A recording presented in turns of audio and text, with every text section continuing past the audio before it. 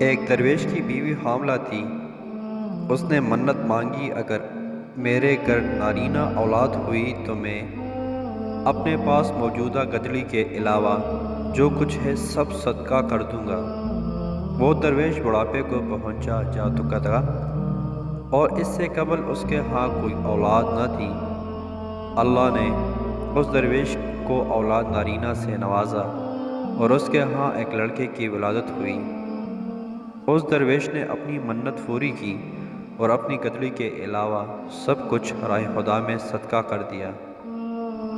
حضرت شیخ سید بیان کرتے ہیں کہ میں کچھ عرصے بعد شام کے سفر سے لوٹ رہا تھا کہ میرے گزر اس درویش کے محلے سے ہوا۔ میں نے اس درویش کے متعلق دریافت کیا تو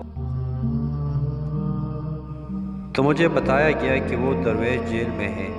میں نے لوگوں سے اس کی وجہ دریافت کی تو انہوں نے بتایا کہ اس کے بیٹے نے شراب پی کر دنگا فساد کیا اور ایک شخص کو قتل کر کے خود بھاگ گیا۔ شہر کے کوتوال نے اس درویش کو گرفتار کر لیا اور اس کے گلے میں توق اور پاؤں میں بھاری بیڑیاں ڈال کر اسے قید کر دیا۔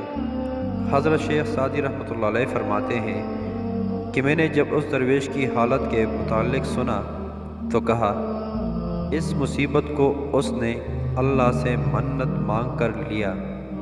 پس اے ہوشیار، اگر حاملہ عورت عقل مندوں کے مطابق سام پیدا کر لے تو یہ اس سے بہتر ہے کہ وہ نالائق بچہ پیدا کرے۔